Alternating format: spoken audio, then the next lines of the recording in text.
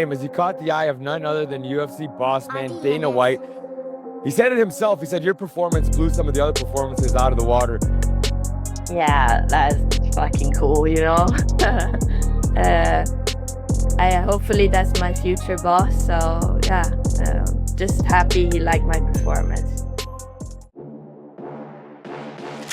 Oh, so Reynoso, no, so that's a sick name, man. Bro, I appreciate that. Went from watching in the stands and watching guys like you and the guys that were like from a generation before me. Whenever I do fight again, I need Christian Reynoso there on commentary. Otherwise, I'm not doing it. What's up, everybody, and welcome back to another edition of Reynoso Noso. Christian here, and we have a super exciting episode ahead of us as I'm being joined by somebody I've been a big fan of for a long time. Joining me today is truly the definition of a phenom in combat sports. At just 17 years old, she became the youngest world champion in Muay Thai history and went on to capture multiple world titles at ONE FC. Now she's officially 1-0 as a professional mixed martial artist after picking up a vicious TKO finish in her debut earlier this month. Please welcome one of the brightest young stars to explode upon MMA, the one and only Smilla, the Hurricane Sundell. Smilla, thank you so much for joining me. Hello, thank you for having me. Don't be silly. This is big. Like I said there, like I told you before we jumped on, I'm a big fan of yours. You know, your ONE FC career was nothing short of amazing. You made a huge name for yourself in Muay Thai. I want to get to that shortly, but like I said, you're officially a mixed martial artist after picking up your winning your debut. It's settled in a bit. How are you feeling now?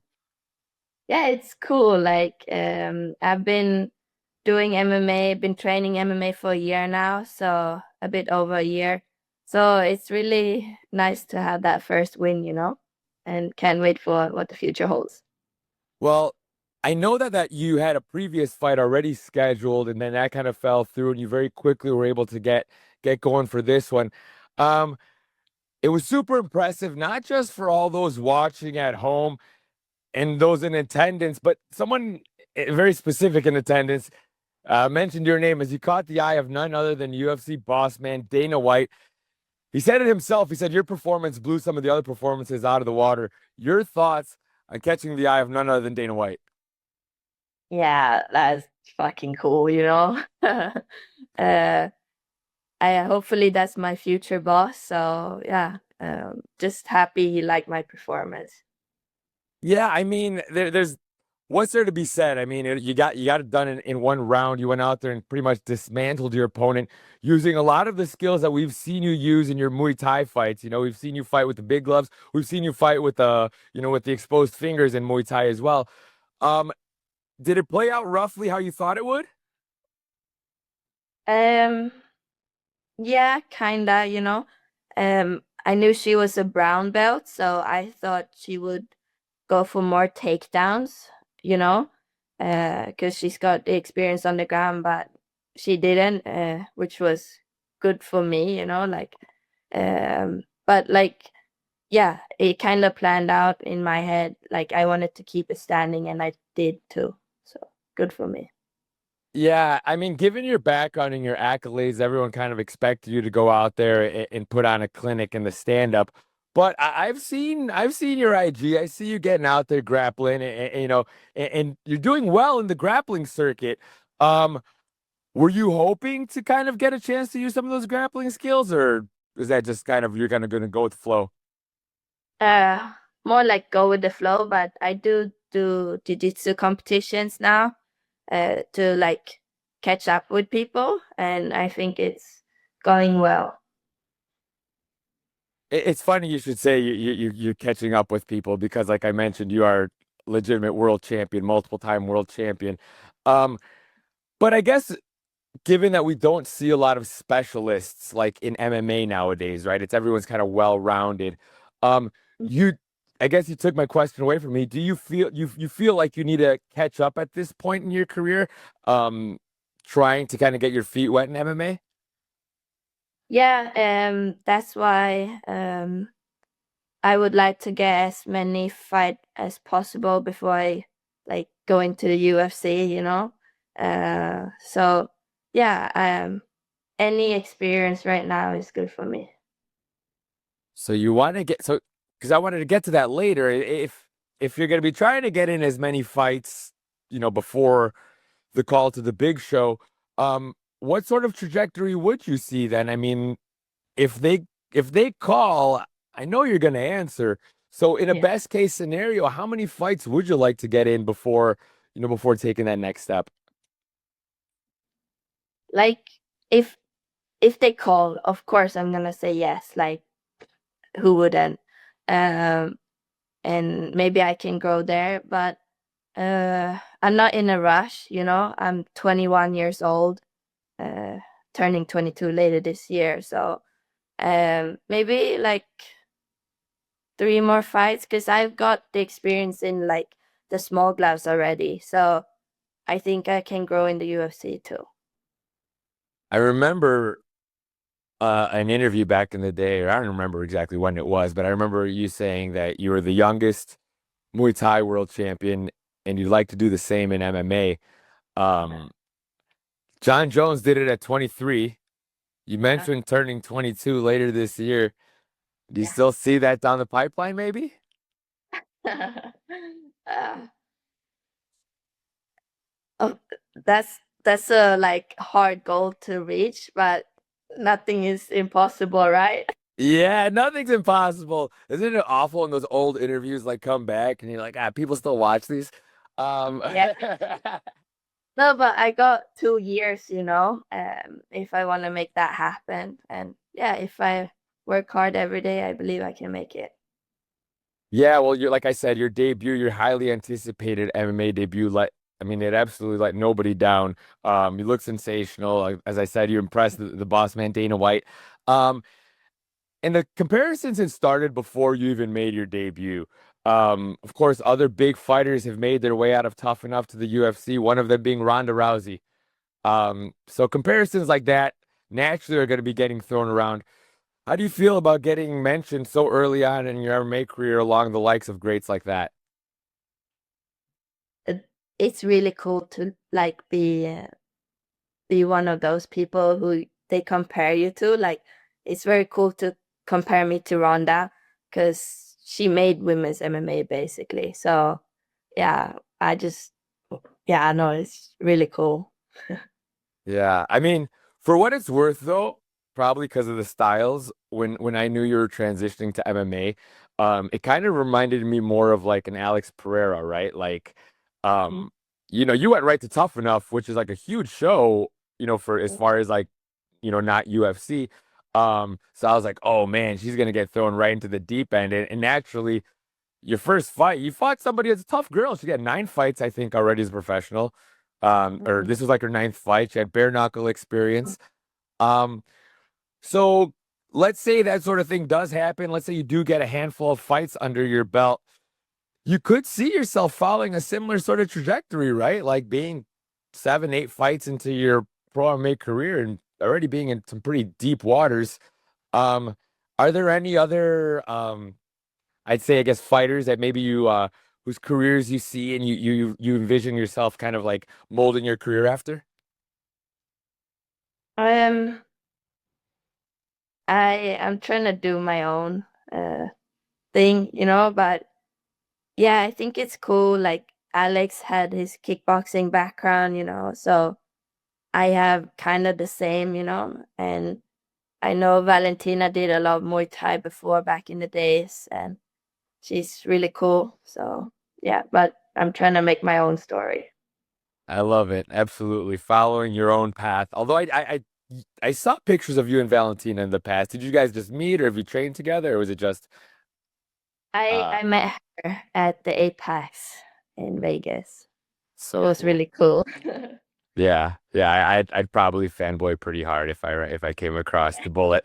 Um so are there any, like, obviously your focus is on MMA right now and I know that, but are there any fights that could lure you back into the Muay Thai ring?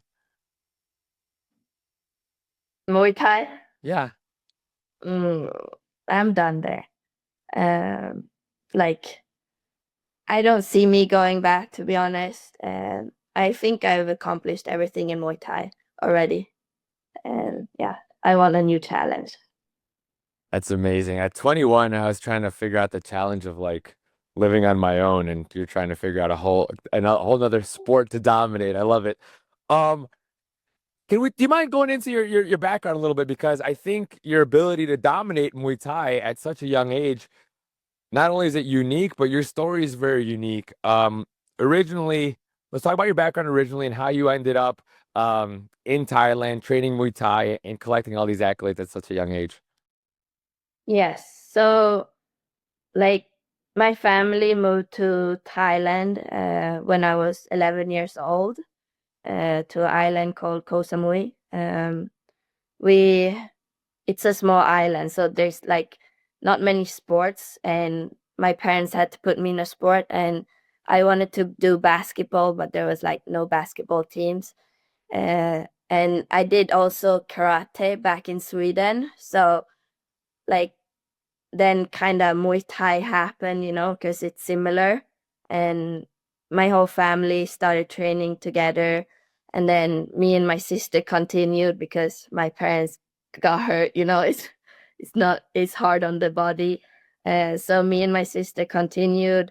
We trained for fun, but then my everyone told me I should fight because they thought I was good, and I was like, no, I do not want to fight because I've seen people fight already. Like I've seen Muay Thai fights before.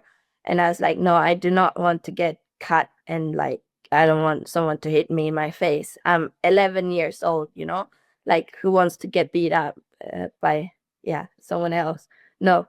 So, but my parents told me the night before actually that I was fighting the day after. And like, I was very pissed actually.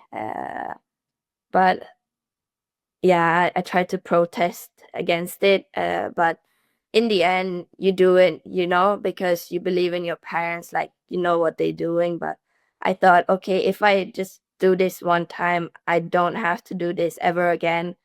And then, yeah, I won my first fight, like first round or something.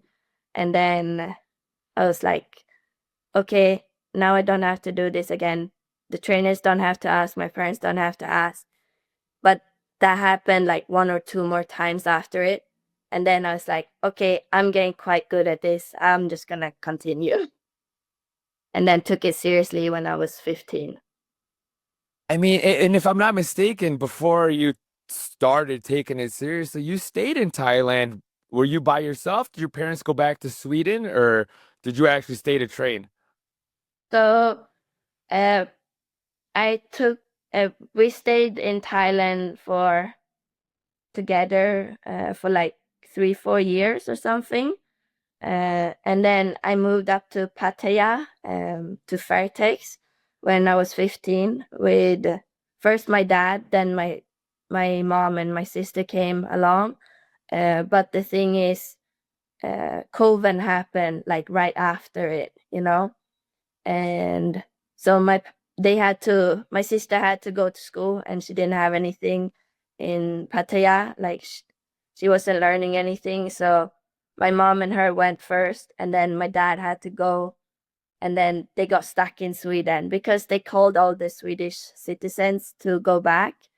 But we had two dogs at the time, and I was like, okay, someone has to stay here with the dogs. And I was training, full time basically.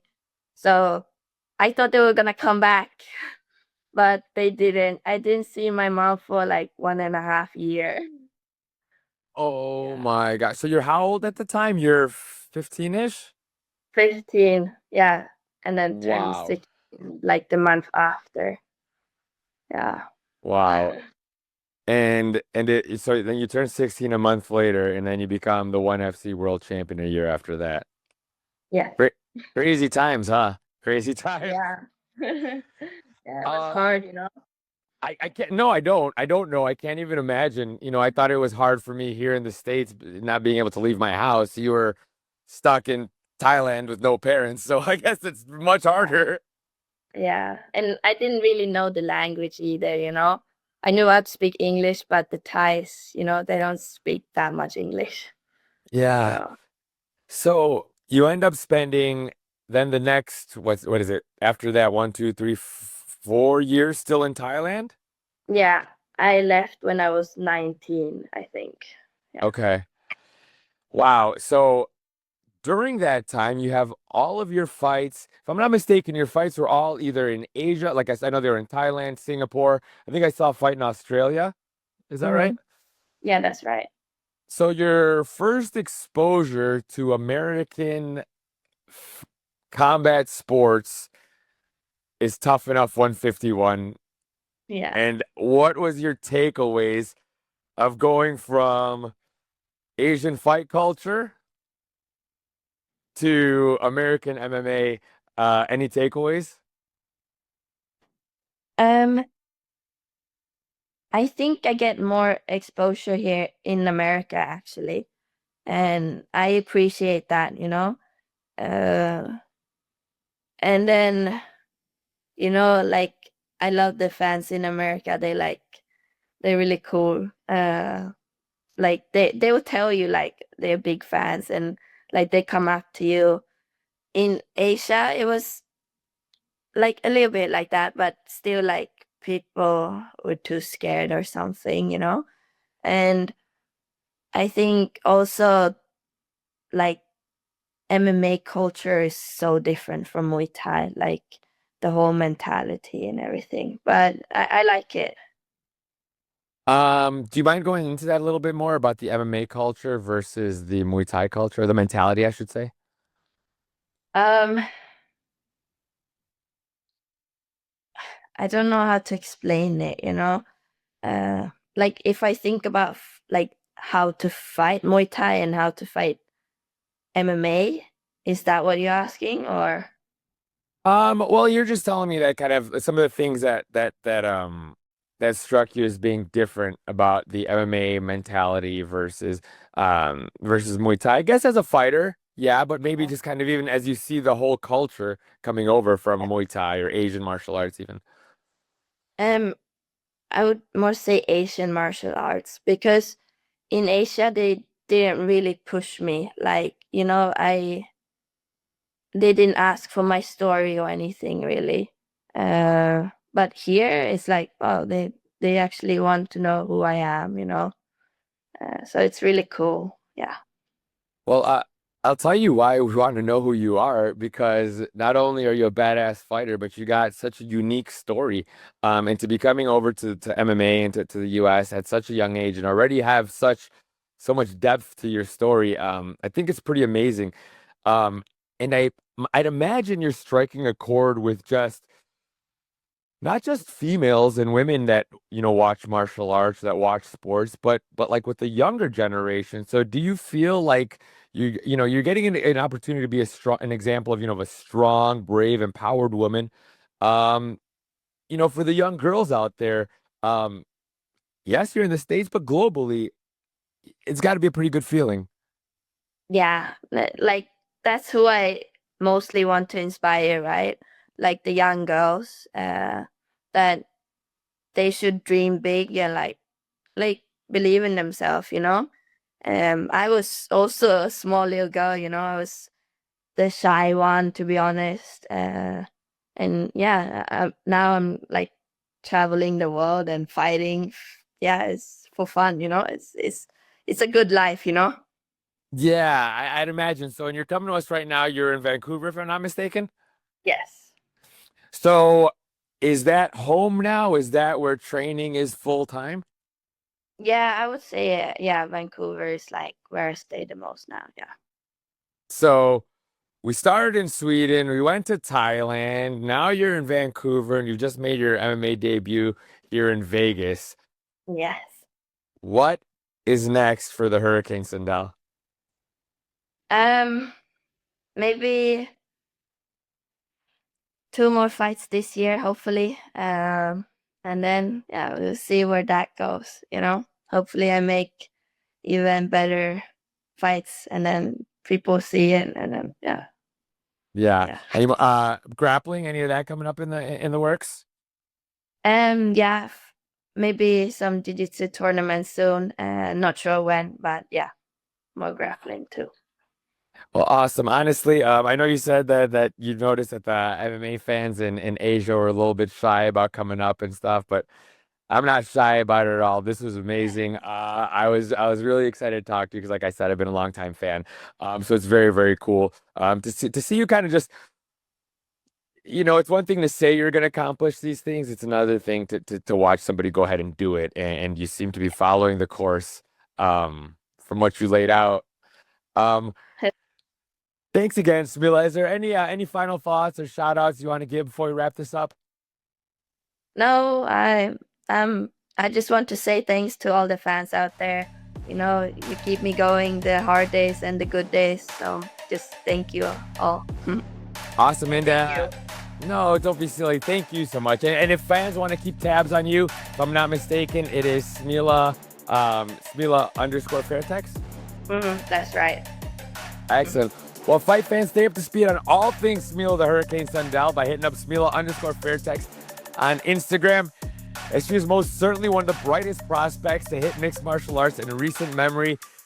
Thanks again, Smilla, so much. It's been such a great opportunity. I feel like getting a chance to meet a star that's about to take off into the stratosphere at the early onset, and it's a great pleasure. Thanks again, and we'll be looking forward to see what's next.